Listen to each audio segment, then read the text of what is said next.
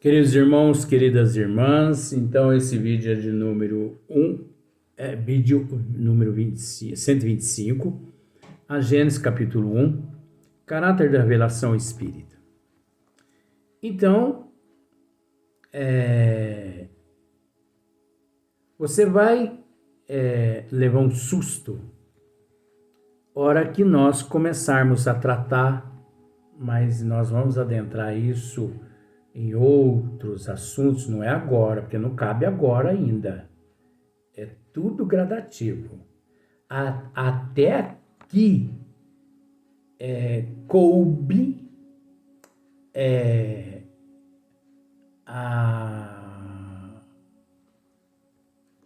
até aqui coube esclarecimentos com relação até a chegada do Cristo, né? Concebido pelo Espírito Santo. Até aqui coube. De agora em diante já não cabe mais. Nós vamos vai chegar um momento que nós vamos tratar da ressurreição de Jesus.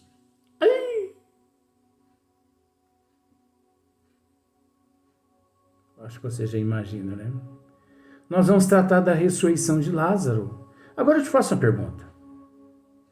Interrogação. Eu não vou dar sequência. Jesus, de fato, ele ressuscitou?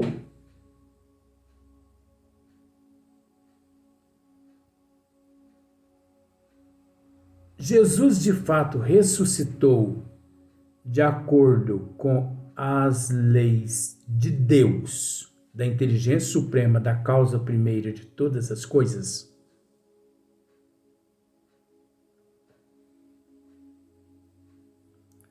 Ou Jesus ressuscitou de acordo com a lei do Deus de Dante, o demônio implacável?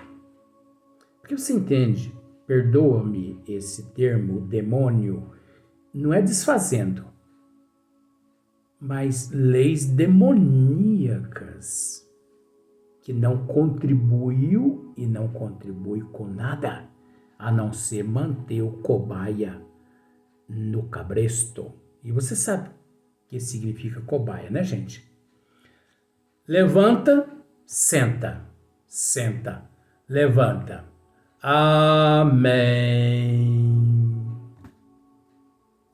Aí passa aquele, eu não sei nem o nome daquele negócio lá, passa aquele pedido de oferta. Você deposita R$1, mas dependendo do que o outro depositou, você deposita até 50 centavos. Dependendo, você deposita R$100. Porque é o momento do exibicionismo, de mostrar poder. Eu posso mais que ele que deu 5. Eu vou pôr 10. Eu posso ser melhor que ele. Eu aprendi assim, ser melhor que ele. E outro, Deus está me vendo nesse momento que estou doando 10 e não 1. É aquilo que levou Jesus, né? Juntamente no templo, frente, observando as pessoas que colocavam oferendas no gasofilácio. Gasofilácio era como se fosse assim um cofre, né? Naquela época no templo onde Jesus e os apóstolos se encontravam. Então estava ali Jesus e os apóstolos todos observando o comportamento da multidão. Então uns chegavam e colocavam ali várias moedas. Vamos pensar assim, 20 moedas, 50 moedas, 100 moedas, ostentando. E em meio àquela multidão chega uma senhora e pega uma moedinha apenas, a única que ela tinha na bolsa, e depositou no gasofilácio. E Jesus interroga os discípulos, mais ou menos assim, mais ou menos, gente, porque é muita história na minha cabeça, você entende que isso aqui é tudo demais para um cérebro só, várias horas, todos os dias. Então é natural esquecer algumas coisas, mas a história é as mesmas. Jesus interroga os discípulos, dentre todos, qual o único que mais serviu a Deus? Dentre todos que vocês viram.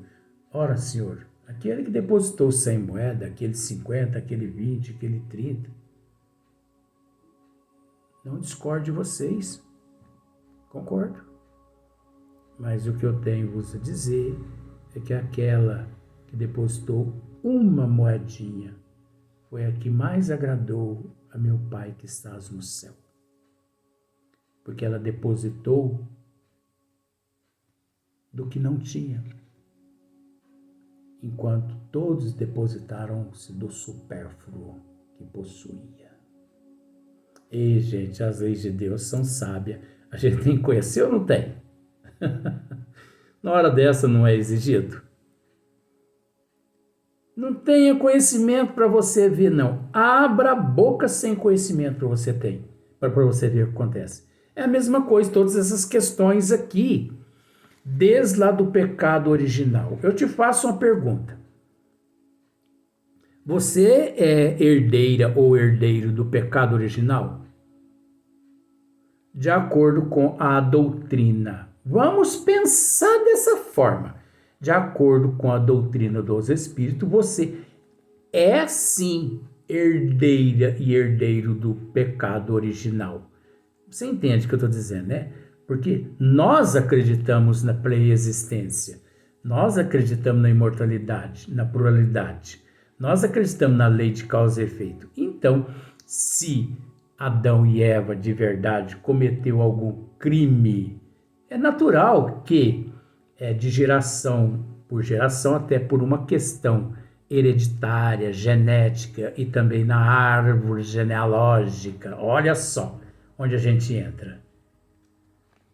E de acordo também com os genes, nós sabemos que existe toda uma influência aí que a gente não pode ignorar o poder da ciência que seriamente estuda tudo isso aí.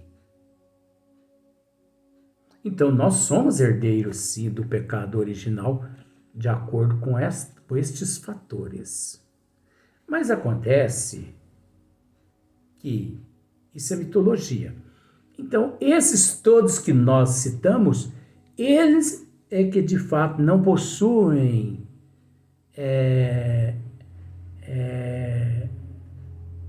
algo que possam eles assim embasar em nada, porque criado na hora do nascimento e morte. Então, Adão e Eva, eles não transmitiram o pecado original, porque eles morreram e acabaram. O que não foi possível transmitir aquela herança de pecado para a posteridade, se não existia posteridade, porque não existia imortalidade da alma, como não existia pré-existência. Você conseguiu entender, né? Então você conseguiu entender, isso é apenas assim, relembrando alguns tópicos. Você conseguiu entender também que o Espírito Santo e Maria Santíssima, eles não conceberam Nosso Senhor Jesus Cristo, porque isso é contrário aos desígnios de Deus, né? O não adulterás. E se de fato Nossa Mãe Maria Santíssima tivesse sido privilegiada por Deus a não herdar o pecado original, que ela fez se ela foi criada no mesmo momento que todos nós também fomos criados, no momento do seu nascimento. E ela morrendo, acabou-se tudo. Então, Nosso Senhor Jesus Cristo também, ele herdou o pecado original, até por uma questão fisiológica. Nosso Senhor Jesus Cristo, como eu já disse, vou repetir, ele se utilizou-se do espermatozoide de José, do óvulo de Maria. E todo o teu organismo orgânico possuía todos os elementos os quais o meu, o teu e de todos aqui na terra possui. Contrário a isso, infringimento das leis do Criador, o próprio Deus em contradição com as tuas próprias leis. Isso é inadmissível, porque Deus nunca se contradiz. Dá para você entender isso, né? Agora dá para você entender também que todas essas mudanças, o próprio é de natureza humana. De natureza humana para satisfazer os humanos. E que todas as leis de Deus trazidas por Jesus foram ignoradas, jogadas embaixo do tapete, porque admitir as leis de Deus trazidas por Jesus seria a ruína de todos os impérios teológicos, mesmo que arbitrários. Seria a ruína de todos os impérios teológicos, seria toda a ruína de todas as doutrinas, religiões e ciências. Então, por isso, eles aderiram à lei do homem. Nos concílios, eles retiraram, ou melhor, nos concílios, cada concílio, eles retiravam boa parte das leis de Deus e incrementava as leis do homem, que supria as necessidades do homem. Tanto é que Moisés, a lei de talião, olho por olho, dente por dente, veio Jesus não dizer que Kardec, não dizer que Moisés errou ou estava errado, mas veio Jesus restaurar as leis, nos apresentando a lei do amor, a lei da caridade, a lei do perdão, da solidariedade de uns para com os outros. E por que não Jesus, naquele momento, há 2000 anos atrás, também nos trouxe a lei da imortalidade da alma? Porque enquanto todo mundo acreditava que nascia e morria, nosso Senhor Jesus Cristo mais ou menos disse assim: é necessário que eu vá preparar um lugar para que no momento certo vocês também para lá possam ir. Outra questão. Jesus nos disse: meu reino não é deste mundo. O que Jesus quis dizer com isso? A imortalidade da alma, a pluralidade das existências. Porque se não existisse a imortalidade da alma, Jesus não diria que meu reino não é deste mundo. Ele iria, de certa forma, ou melhor, ele ia anunciar, de certa forma, um reino mitológico. Ele, exímio seguidor do Deus inteligência, a causa primeira de todas as coisas, o Deus verdadeiro, o Deus amor, o Deus incondicional, Jesus não agiria dessa forma. Então, procure entender que tudo foi criado. Espírito Santo foi criado. Senhor morto foi criado. Quaresma foi criado, Sexta-feira da Paixão foi criado. Isso tudo é criação, gente.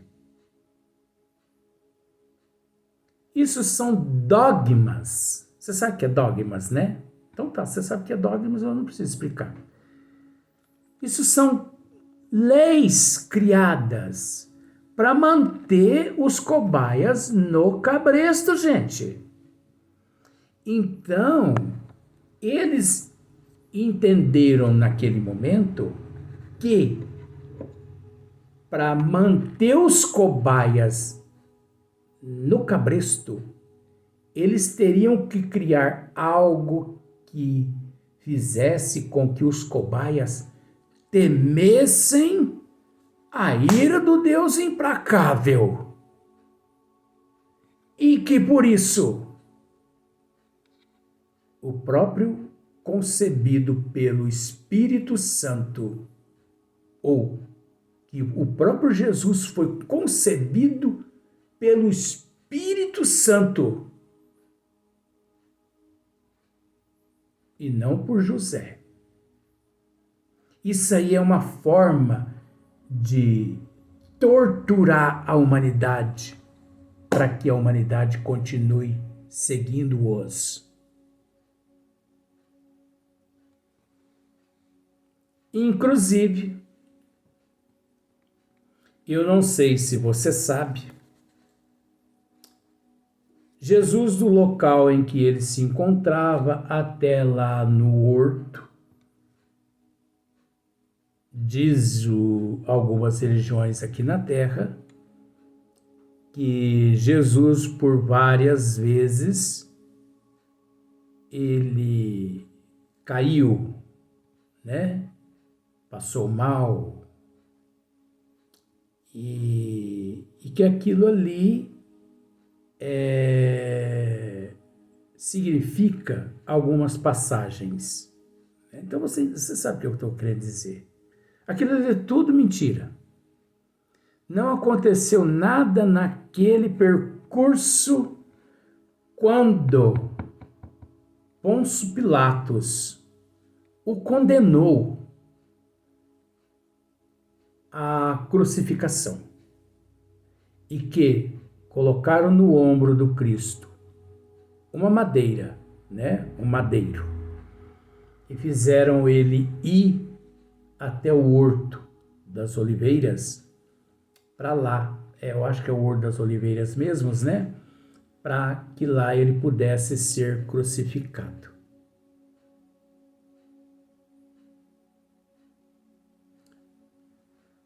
Então, existe aquelas fases naquele percurso que Jesus cai e eles elaboram algumas interpretações a respeito daquelas fases.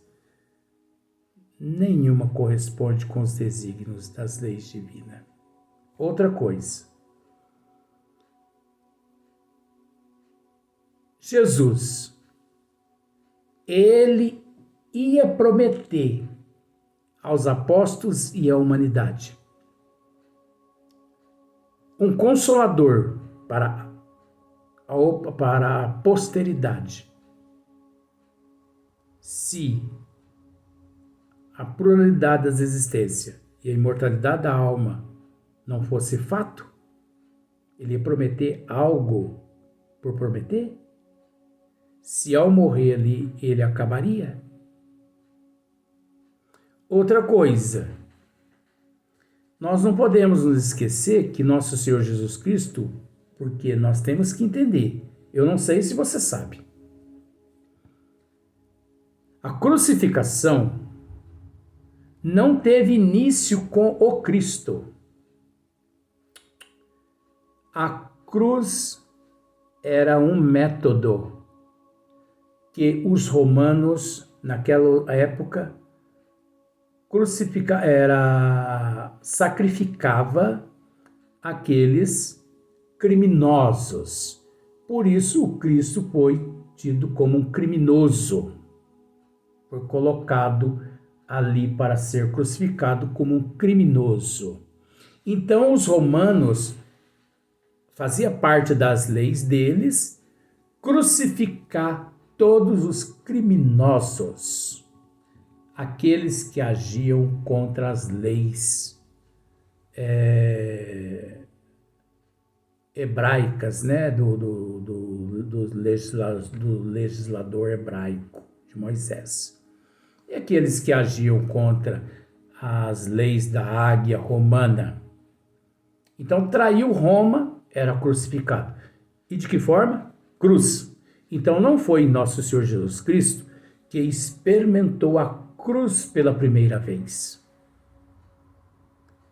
A cruz de Jesus é um símbolo diferente da cruz madeira. E observe outra coisa. Nosso Senhor Jesus Cristo, ele não veio para nos livrar do pecado original. Porque muitas pessoas dizem que, muitas nessas religiões, diz que Jesus veio justamente para nos salvar, para nos livrar do pecado original. Então, se Jesus veio para nos salvar e nos livrar do pecado original, o catolicismo está pecando, colocando na bacia batismal as crianças para serem batizadas para se livrar do pecado original. Agora eu te faço uma outra pergunta. Se a criança é batizada, ali no batismo, liberta-se a criança do pecado original. Pois bem, dali em diante é que ele passa a ser reconhecido pelo Deus. Olha que palhaçada. Mas acontece que para eles, da mesma forma, ele mesmo tendo sido libertado do pecado original no batismo, quando ele morre, ele deixa de existir. E os teus herdeiros continuam na posteridade com os mesmos pecados que ele deixou na hereditariedade. Ora, ele não foi batizado? No batismo não foi retirado aquilo que eles sempre acreditaram no pecado original? Outra questão. Eu sou carne de pescoço. Jesus ele foi crucificado juntamente com dois infringidores das leis de Roma na época. Dois criminosos das leis de Roma, né? Dois criminosos. Mas conta-se as leis que um era generoso e que chegou a reconhecer por que os dois criminosos começaram a se discutir e um disse mais ou menos: nós sim devemos pagar pelos nossos erros, nossos pecados. Ele não, porque pecado nenhum ele possui. Jesus se vira para o lado desse e o reconhecendo: hoje mesmo estarás comigo no paraíso. Isso é contra os desígnios das leis de Deus. Mais uma mitologia, mais uma palhaçada que foi introduzida na mente da humanidade e que a humanidade crê. Porque Jesus jamais infringiria os desígnios das leis divinas. Se ele ali estava, se aqueles dois bandidos ali estavam, porque cometeram crimes, de forma que eles não infringiram Deus, eles infringiram a si próprios, de forma eles teriam que reencarnar para quitar os débitos perante suas consciências e não perante Deus, porque ninguém atinge, ninguém afeta ninguém ataca, ninguém humilha. Deus. Você entendeu? Agora, ao mesmo tempo que Jesus ali promete a um que hoje mesmo estarás comigo no paraíso, ele nada diz ao outro. Quer dizer, desfez do outro?